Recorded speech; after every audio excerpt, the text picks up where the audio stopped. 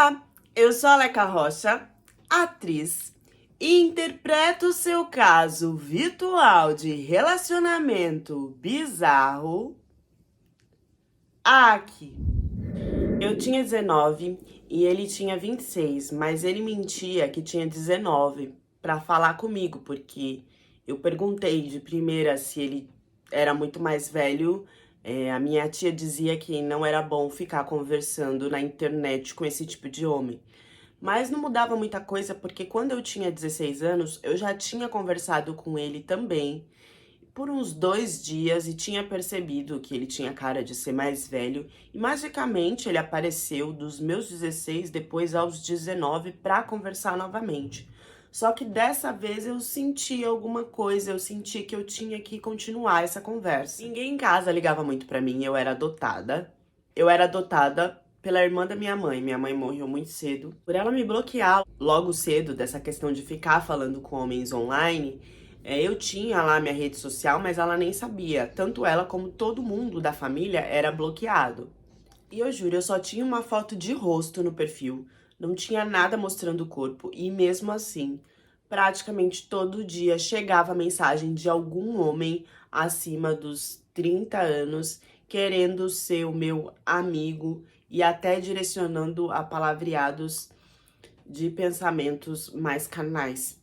Ele foi um dos poucos que, pelo menos nesse início, não me pediu nada. Ele queria conversar sobre qual eram os meus sonhos, o que eu estava fazendo para que isso acontecesse. Eu me abria sobre como eu era sozinha em casa e como ninguém tava nem aí para mim.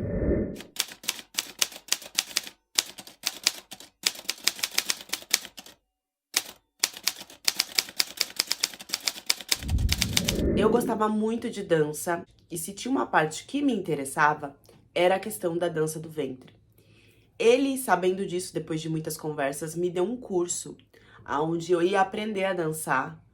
Eu fiquei pensando, nossa, por que que esse cara do outro lado do mundo tá fazendo isso por mim, assim, do nada? E a resposta veio logo, porque assim que ele me deu o curso, ele já me pediu em namoro, disse que tava gostando muito de mim, queria saber se eu podia conseguir entrar nessa tal jornada de relacionamento à distância.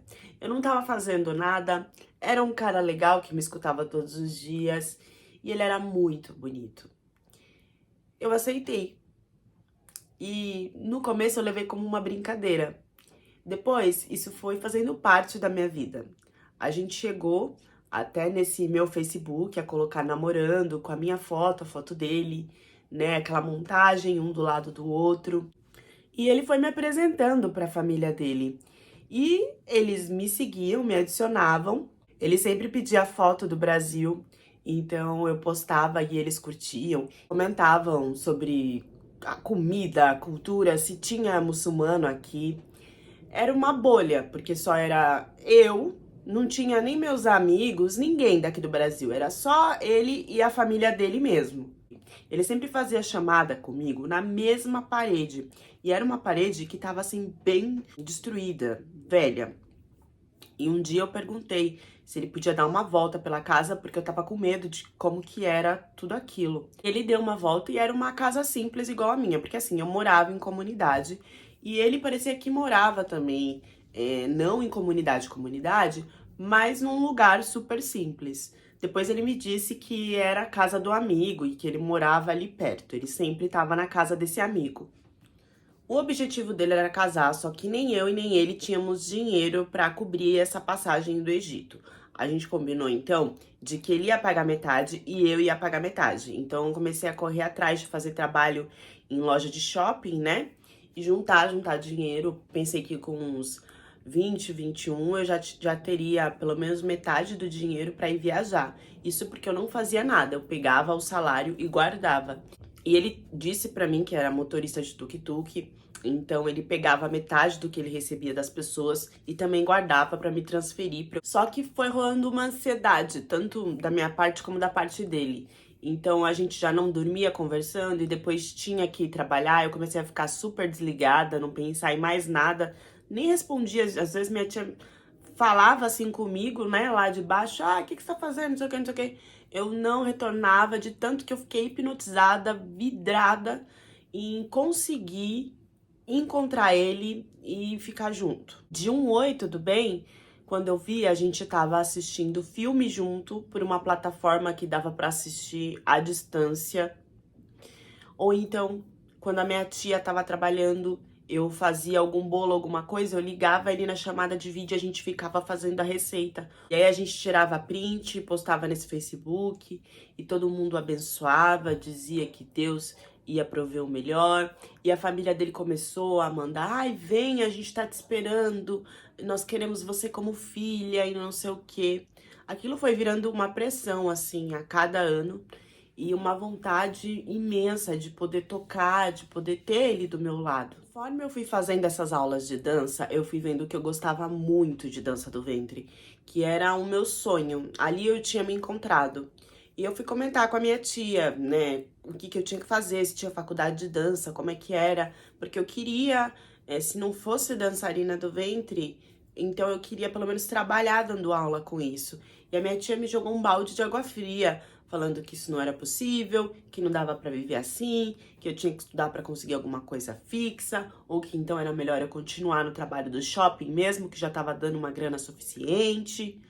Anos e anos juntando dinheiro e eu consegui o dinheiro. E aí foi o dia que assim eu deitei, eu dormi de tanto alívio, assim, parecia que tinha tirado um peso das minhas costas. E eu não fui trabalhar, eu perdi o trabalho. A minha tia já tava de olho, que eu sempre ficava muito tempo trancada. Ela ouvia eu rindo, falando alto. Então ela meio que tava entendendo que ali tinha alguma coisa que ela não sabia o que que era. E um belo dia, a gente tava tomando café, ela olhou pra mim e falou assim: "E aí o trabalho? Não vi que você nem ficou triste, nem ficou preocupada, não vejo você procurando mais. O que que tá acontecendo?" E eu disfarçando, porque eu ia sair fugida mesmo do Brasil. Ela não ia deixar eu ir pro outro lado do mundo com um cara mais velho e essas coisas. Não, eu ia mesmo desaparecer, porque ela sempre me cortava em tudo que eu queria fazer da vida. Eu tava tão feliz e afoita que eu tinha conseguido uma coisa que eu achava que não seria possível, até porque eu não tinha condições nenhuma, que eu não percebi que a minha tia já tava de olho em mim. E nesse dia ela pegou uma cinta, colocou em cima da mesa, na hora do café, e ela ficava me olhando fixamente pra ver se eu ia reagir àquilo. E ela virou e falou: "O que que tá acontecendo? Você vai me contar ou eu vou ter que descobrir?" E eu fingia que, tipo, não tá acontecendo nada, você tá querendo brigar, enfim. E aí ela pediu o meu celular. Ela pôs a mão na cinta e falou: "Então me dá o seu celular, que eu quero ver." Eu ainda tentei falar que isso era invasão de intimidade, não sei o que, não sei o que, mas tava na casa da minha tia, ela era ela que mandava. Tive que dar o celular pra ela, pensando que a reação dela não seria tão surreal como foi. Ela começou a ler tudo, a achar um absurdo, a falar que eu tava louca, que eu tava iludida, que eu tava correndo risco, que isso não ia acontecer de jeito nenhum, e foi apagando tudo que a gente conversava, todas as nossas fotos, desfez o Facebook, bloqueou o cara de tudo, acabou com toda a comunicação que eu poderia ter com ele. Ela não fez só isso, tá? Ela me tirou o celular, eu não podia ir na lan house, eu não podia ter comunicação com ninguém, eu não podia sair mais de casa sem que fosse com ela ou com autorização. A minha sorte é que ele tinha conseguido o dinheiro, mas ele não tinha me transferido, porque senão, sei lá, o cara ia pensar o quê? Que eu tinha roubado ele. E naquele momento ele era o amor da minha vida e a oportunidade que eu tinha de tentar algo pra mim, que eu desejava.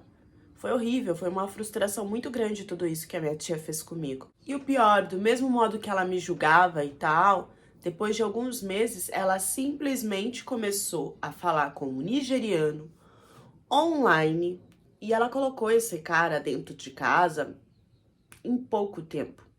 Então, quer dizer, pra mim o egípcio era super errado e tal, mas pra ela, um nigeriano que ela nunca viu, tava tudo certo. Não bastava colocar esse cara dentro de casa, Ela ainda queria me apresentar, parece que era o filho dele que estava vindo da Nigéria e não sei o quê, que eu ia gostar, mas numa intenção assim de que eu também namorasse o menino e ficasse dois casais na casa. Esse cara ficava o tempo inteiro falando desse menino, fazendo promoção desse menino pra mim, e gente, eu não queria saber mais de nada. Ela falando: "Ah, desse jeito você vai esquecer o outro", e não sei o quê, uma loucura só. O problema é que esse filho desse nigeriano, além de nunca chegar, eu achava que ele era uma invenção, porque quando ele falava meu filho, eu sentia uma entonação assim de que, na verdade, o que ele queria, quem queria alguma coisa comigo era ele. Ele me olhava fixamente, ficava medindo de baixo para cima, e eu peguei ele me olhando várias vezes na casa. Tanto que eu já nem usava mais shortinho, já nem me sentia mais confortável dentro de casa pra nada. E a minha tia lá achando que tava tudo certo, que o cara era super seguro. Eu tinha muito medo daquele homem. E o medo foi aumentando porque ele foi me elogiando nas coisas que eu fazia dentro de casa. E depois, quando a minha tia trabalhava, às vezes ele tentava chegar mais cedo e ele sempre ficava parado me olhando. E esse parado me olhando começou a aumentar o tempo, sabe? De assim, uns 60 segundos lá me olhando e eu tentando disfarçar, ou fazendo alguma coisa, ou saindo, e ele indo atrás. Aquilo foi me corroendo, foi me deixando com medo. E de tempo em tempo, esse filho nunca chegava no Brasil. Começou a querer me acompanhar nas aulas de dança, e eu falando que eu não queria, que não precisava.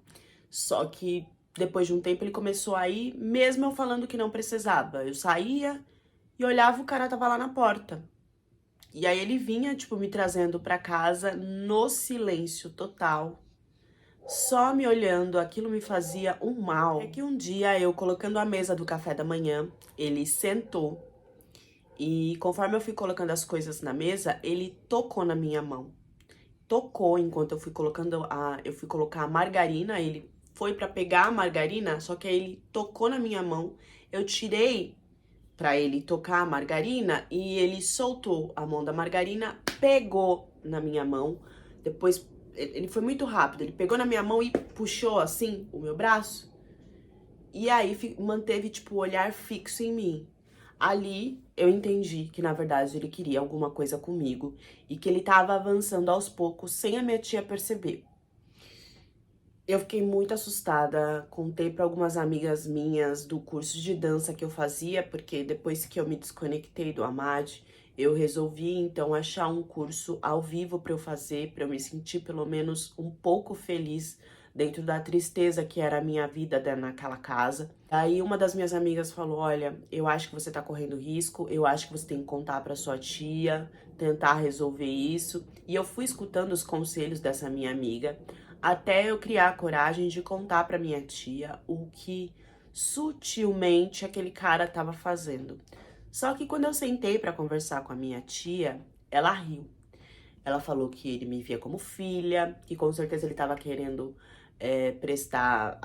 dar atenção, dar carinho, porque ele sabia o quanto que isso era importante, porque ele queria fazer o papel de pai. Gente, não era nada de papel de pai. E quando eu questionei ela, eu falei: "Tia, e o menino, o filho dele que vinha, não sei o quê? Você não percebeu que não tem menino nenhum, não tem foto, não tem chamada de vídeo? O menino não manda áudio, não manda nada". Ela ficou pensativa. Eu achei que ela fosse me escutar pelo menos uma vez na vida. Mas novamente ela falou que se estava acontecendo alguma coisa desse tipo, era porque eu estava dando abertura, porque a culpa era minha. E que se eu me sentisse desse jeito, então era melhor que eu me retirasse da casa dela. A única esperança que eu tinha por ela ter me assumido como minha mãe, né? Ali foi tudo embora. Talvez eu fosse só um peso pra ela, um favor que ela prometeu pra minha mãe e que depois ela viu que não ia ser tão bom. Eu comecei a correr pra sair da casa, porque as investidas do nigeriano só aumentavam sobre mim. E eu tinha medo do que ele pudesse me forçar a fazer se eu ficasse. Um dia antes de eu sair de casa, porque eu fui conversando com a minha amiga, né? Arranjei já um outro trabalho de loja no shopping um tempo antes. E conversando com essa minha amiga, eu falei: "Cara, você tem um quarto a mais, deixa eu ficar aí só até eu me reerguer". Pra vocês terem ideia, eu só tomava banho quando ele não estava em casa, porque eu tinha Não sei, eu tinha uma impressão, um sexto sentido, de que ele ia fazer alguma coisa comigo no banheiro. Não me perguntem por quê. E eu não tava errada não, porque depois que eu resolvi tudo com a minha amiga, que ela aceitou que eu fosse, eu fui mandando uns dinheirinhos pra ela durante o mês, enquanto eu tava na casa da minha mãe ainda, pra quando eu chegar lá já ter um dinheiro calção, caso eu não conseguisse ajudar ela com o aluguel. E aí eu lembro que foi um dia que eu já tava me organizando, no outro dia eu ia pra casa da minha amiga, e eu fui tomar banho, e eu tomava banho quando ele tava no trabalho freela dele, né, que nem trabalhar fixo ele trabalhava. Como ele só ia voltar à noite e tal, tomando banho, eu saí do banheiro só de toalha. E, gente, quando eu saí, que eu abri a porta, na verdade, esse cara tava parado na porta, me olhando. Eu não sei, eu não sabia o que pensar, porque assim, como que ele saiu do trabalho antes, enfim, não entendi nada. Eu sei que foi tão desesperador que ele veio pra cima pra me pegar, e eu escapei entre os braços dele, corri pro meu quarto e tranquei a porta. Ali eu já fui fazendo minhas malas, já fui fazendo tudo.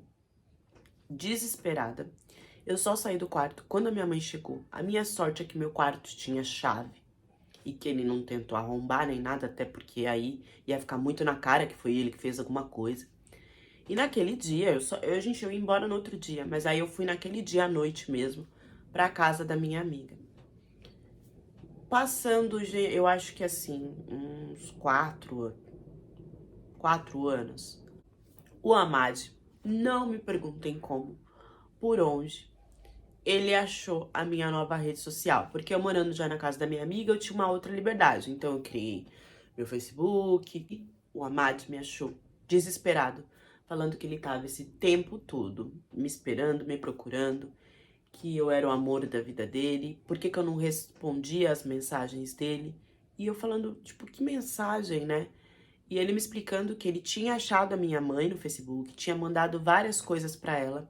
E essas mensagens nunca chegaram pra mim. Ela chegou a mentir pra ele, que eu era uma menina muito ruim, que ele não merecia isso. Ela falou umas barbaridades, falando pra ele desistir de mim, que eu li aquilo, ele me mandou todos os prints. Eu chorava lendo aquilo. E a gente voltou pra ideia de ficar juntos. Mas eu ainda tinha medo da parte financeira, porque, assim, eu tava muito desconfiada pelo que eu passei com a minha mãe e tia. Ao mesmo tempo que eu queria viver esse amor com a Madi no Egito, eu queria ter pelo menos uma segurança financeira. E o Amad começou a me mostrar muitas oportunidades, principalmente como dançarina do ventre. E foi nessa hora que os meus olhos se abriram para essa questão, porque o meu desejo desde o começo era de tentar ganhar a vida como dançarina. E eu perguntei, mas assim, sua família não é conservadora, a dançarina não é vista de um jeito ruim? Ele disse que sim, que grande parte das pessoas lá podem ver a dançarina como um objeto e tal, mas que ele não tinha problema com isso, que tava tudo certo, que se fosse meu desejo, nunca ninguém virou pra mim e deixou eu pensar nos meus desejos, em acreditar em mim. O Amad fez isso. E por isso, eu acho que o retorno dele tinha sido a melhor coisa que podia acontecer na minha vida. Querendo ou não, eu tinha saudade da minha tia, querendo ou não, eu queria a aprovação dela. Isso nunca aconteceu. Mesmo eu trabalhando, eu ganhava pouco, era uma rotina que era sempre a mesma coisa. E ali eu vi a oportunidade de ter uma família com a Madi e de viver a minha vida profissional do jeito que eu queria, talvez pudesse dar certo. Fui para o Egito, fiz toda a documentação, fiz tudo o que tinha que fazer e fui tentar a vida. Chegando no aeroporto, o Amad se atrasou por uns 40 minutos e eu achei que eu tinha sido abandonada. Mas não, ele apareceu. Um homem alto. Parecia uma pessoa humilde no vídeo, mas ao vivo ele parecia mais humilde ainda. Já nas ruas eu comecei a perceber que não seria como eu estava pensando. Porque ele tinha me mostrado que era uma pessoa simples, mas assim, gente, a casa do amigo dele, a parede, mesmo estando um pouco destroçada e tal, era aquela coisa de classe média, sabe? E aí eu fui vendo que o amigo dele não morava tão perto dele, porque o caminho que o Amad estava fazendo era um caminho que ficava cada vez mais precário as ruas. As ruas iam enchendo cada vez mais de pessoas. Eu não achei que eu fosse ver grafite. Quando eu comecei a ver grafite, eu falei... E os prédios, gente, eles eram... Na verdade, não eram prédios. Isso eu dentro do carro, depois ele me colocou no tuk-tuk. Tuk-tuk é uma coisa que, assim, não tem buzina, não tem direção. E lá, a rua dele, né, perto de onde ele morava, era assim... Não tinha direção nem nada. Quem entrou, quem se enfiou, conseguiu chegar. Era uma coisa bem sinistra. E assim, era uma casa, as pessoas construíam uma casa em cima da outra. Era muita gente num lugar só. Então, de se construir uma casa, que na verdade virava um prédiozão, né? De se construir uma pessoa morando em cima da outra, aquilo ia ficando tão alto, a ponto de você não ver o sol, de você não conseguir ver o sol. As ruas começaram a ficar mais estreitas e eu não achei que existia beco. Mas o que se tinha de beco, de entradas e por onde ele entrava e saía, eu fui olhando aquilo, os carros, eles foram ficando cada vez com marcas de carros mais velhos e mais sujos, mais escuros, de areia. Aquilo já foi me deixando numa vibração estranha. E o chão era completamente cheio de lixo. Lixo, esgoto, um cheiro ruim. Aquela parte do Egito que eu fui era desse jeito e era pra lá que o Amado disse que era a casa dele. Ficavam uns homens na rua fumando narguilé e era muito homem, era muita gente, eu não conseguia nem entender o que era, o que não era. Chegando na casa do Amado, eu vou explicar pra vocês como é que era. Se entrava, era de uma rua estreita, se tinha entradas mais estreitas ainda, e você entrava numa porta que dava numa casa, e dessa casa você entrava em outra porta que você ia para outra casa. Conforme você ia entrando, cada porta era uma casa diferente. E isso ia indo cada vez mais fundo, mais fundo, mais fundo, mais estreito, mais estreito, mais estreito, mais estreito, até chegar à casa do Amade. Desesperador. Ele já foi me mostrando pra mãe, me mostrando pra família, pra todo mundo. E aquelas pessoas, eu via que eles perguntavam, era como se eles estivessem perguntando se eu era mesmo brasileira, se dava pra confirmar e não sei o quê, e com os olhões esbugalhados de, nossa, essa menina veio mesmo e não sei o que e tal. E aí, o Amade foi pegar as minhas coisas, no que o Amade foi pegar as minhas coisas, o meu passaporte caiu. Quando meu passaporte caiu, uma das meninas, que era irmã dele, pegou. Parecia que ela tava pegando uma joia, gente. Ela olhava o passaporte e...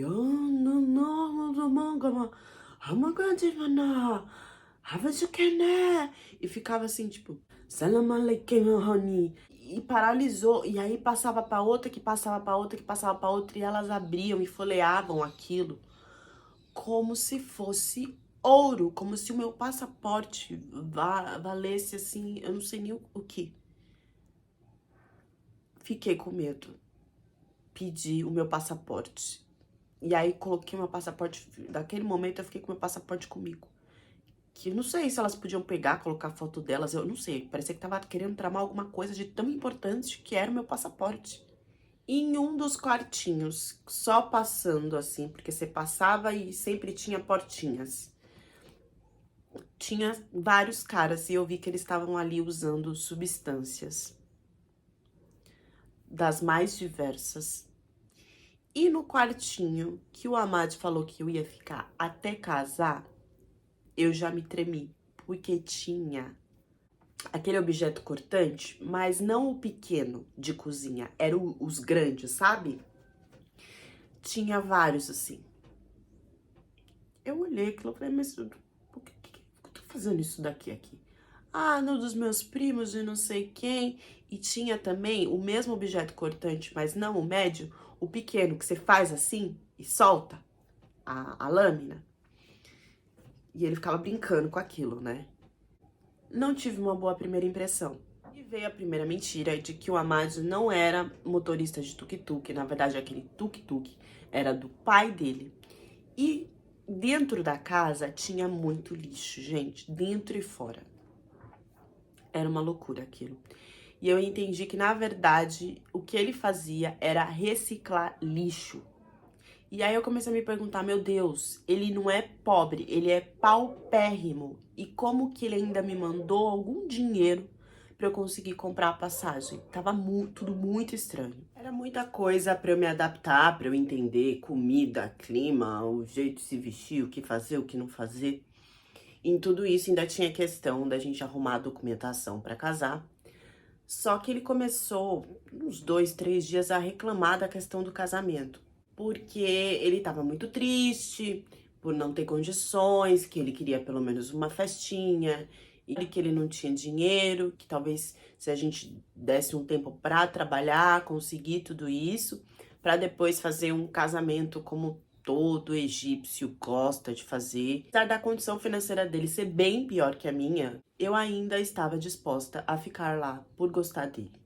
Ele começou a me explicar que tinha festas na rua, onde precisava de gente para servir coisa, para tocar, e que tinha dançarinas do ventre, e que seria um ótimo jeito de eu experienciar para depois mostrar que eu já dançava em alguns lugares e tentar dar aula ou conseguir até dançar em casamentos e essas coisas todas. Ele disse que tinha tanto a festa de rua, como tinha casamentos na rua onde meninas dançavam. E como eu era estrangeira, poderia chamar muita atenção.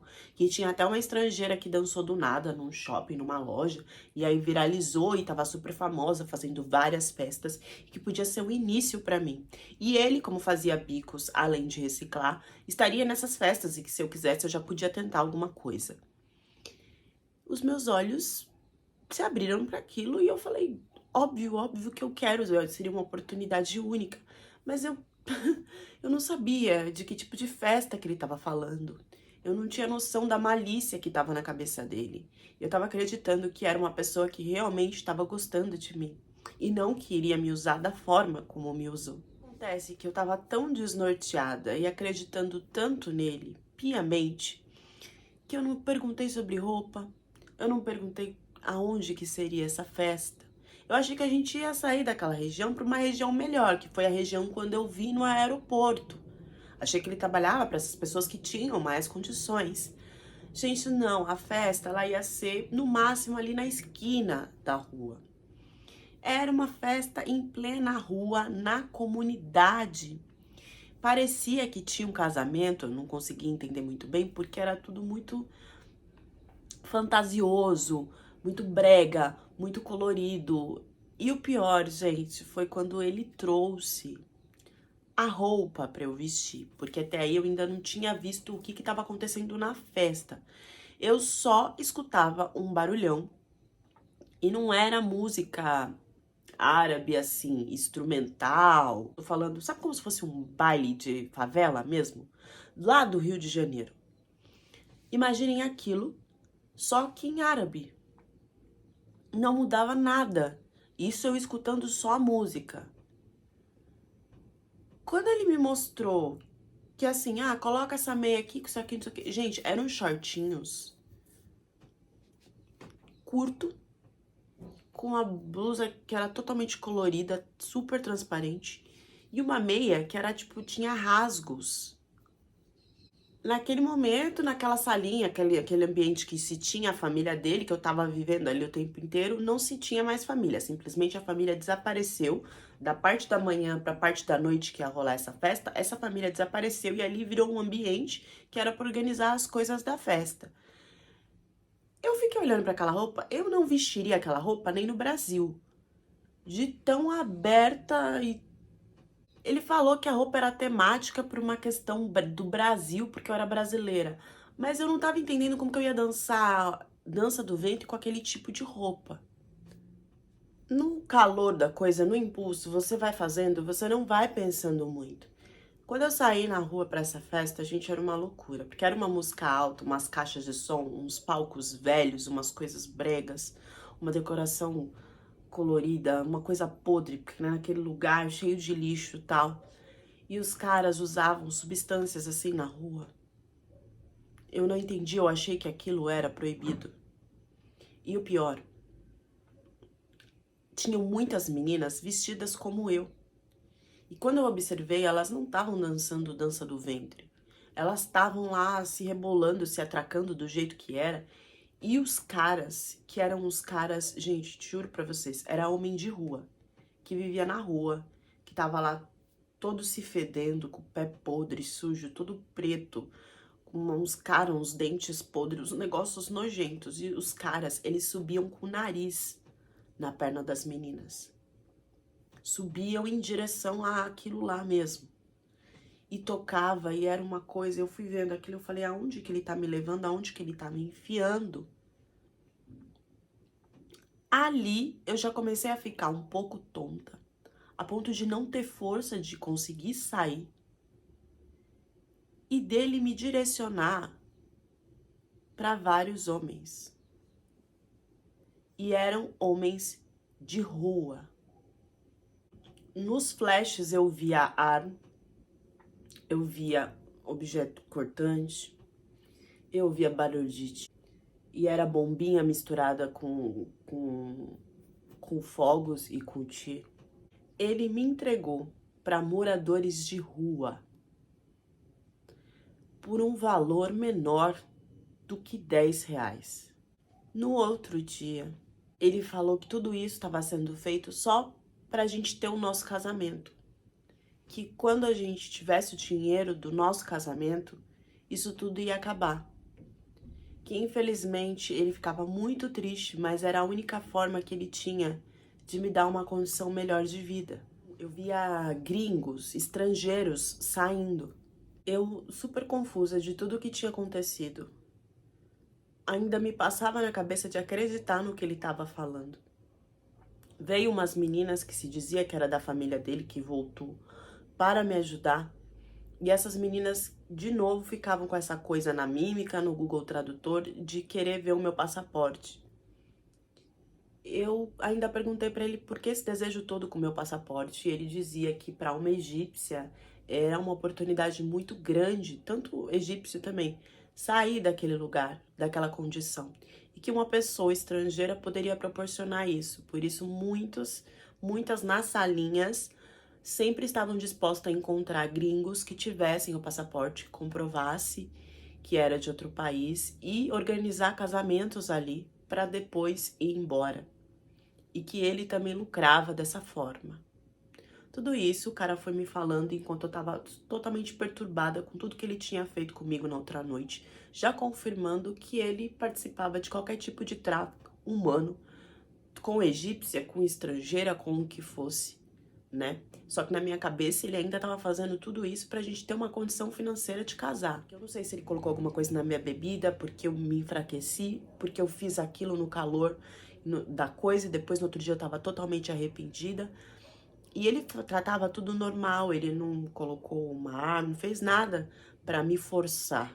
O que eu entendi é que ou eu saía dali aquela hora que eu estava com meu passaporte, que eu tinha dinheiro que eu tinha juntado antes de ir, que eu tinha trocado lá, que ele tava me deixando super livre porque pra ele eu tava indo na onda, ou eu dava um jeito de sair dali aquela hora, ou eu não ia conseguir sair dali nunca mais. E outra, eu ainda não tinha cancelado a minha passagem de volta, porque eu tenho que comprar ida e volta, né, pra ir. Então, ou eu dava um jeito de sair daquela situação, enquanto eu tinha a oportunidade de voltar, porque depois, sem falar árabe, sozinha, com pouco dinheiro, aonde que eu ia me enfurnar pra conseguir voltar para o Brasil? Não, tipo, não teria como. Eu não sabia mais, porque assim, aquele cara, ele não tinha me tocado, ele não tinha feito nada. Pra mim, a ideia de casamento era só pra ele ficar lucrando. Eu não sabia que existia esse tipo de baile, que era quase um baile funk, quase um casamento funk no meio da rua, onde se usava mulheres. Mas eu tive que esperar uma outra festa, e eu jurava e rezei pra que fosse antes do tempo da passagem, e graças a Deus foi. Pra eu desaparecer do olho dele nessa festa. E, óbvio que quando ele falou que ia ter a festa e tal, nesse dia eu não bebi, eu não comi nada. Porque com certeza ele colocava alguma coisa ali pra eu ficar tonta e conseguir me dar lá pros moradores de rua, pra quem ele quisesse, no valor que ele quisesse. Então nesse dia eu não usei nada, ele ficou meio que desconfiado, eu percebi. Mas mesmo assim ele me liberou pra ir. E lá, é óbvio que no primeiro cara que eu olhei, ele até estranhou porque eu já olhei e fui pra cima, assim, tipo, abraçando pra conversar com o cara. E aí, assim, isso acontecia, gente, numa rua inteira. Então, tinha-se como você entrar no meio da multidão e, se desse muita sorte, desaparecer. Foi o que eu fiz. Eu peguei nesse cara. Eu acho, eu não tenho essa memória, mas eu acho que depois que os caras acabavam, eles me devolviam pra ele. Só que com esse cara, eu só fiz uma gracinha e dei uma volta e simplesmente larguei o cara, empurrei o cara. Foi a única saída que eu tive. Eu empurrei e saí correndo. Eu não sei o quanto que eu corri, eu não sei o risco que foi. Eu sei que eu fui parar em um hotel chinfrim. Isso tudo, graças a Deus, eu tinha meu passaporte, eu tinha meu dinheiro. Que era pouco, mas eu tinha. Eu fui parar num hotel chinfrim. E nesse hotel chinfrim, eu fiquei até o outro dia. Me comuniquei com o Google e tudo, rezando pra esse cara não aparecer, pra eu ir pra uma região mais tranquila, no Egito, no Cairo, até dar o dia da minha passagem pra eu voltar. Era só isso que eu queria. Eu ainda tive o pavor nesse hotel que eu fiquei, porque assim, eu corri, mas ainda achei que não estava longe o suficiente. Eu lembro de ter pegado transporte que não é seguro lá, porque ônibus, essas coisas, nada é seguro. Eu não me sentia segura em lugar nenhum. Pra eu me sentir cada vez mais longe dele.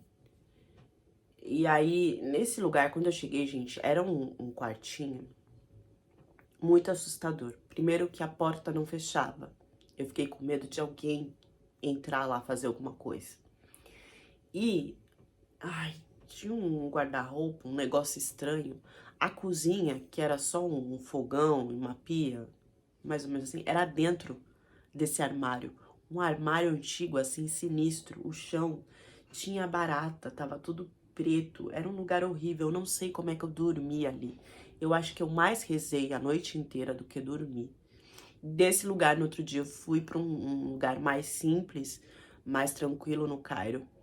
E eu rezei para que esse cara não me encontrasse, sei lá, eu não sei quem que ele conhecia, eu não sabia com quem que eu falava, porque podia ser que conhecia ele.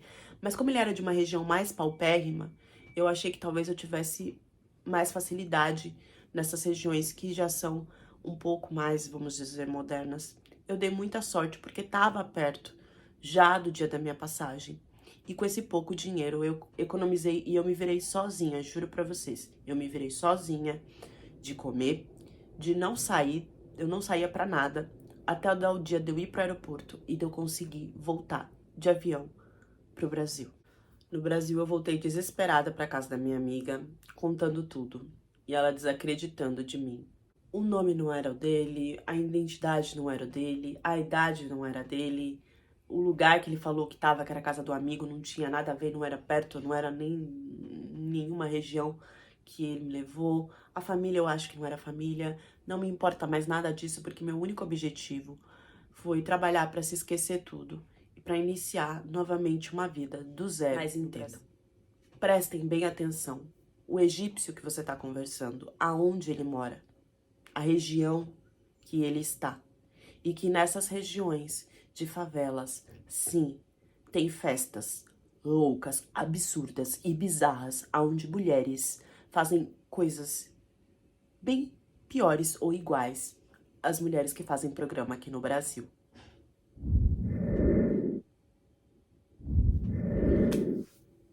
Ai, gente, pra mim não tem casamento nenhum, pra mim não tinha família e ele simplesmente juntou esse dinheiro. Tô falando de acordo com as informações da história, tá?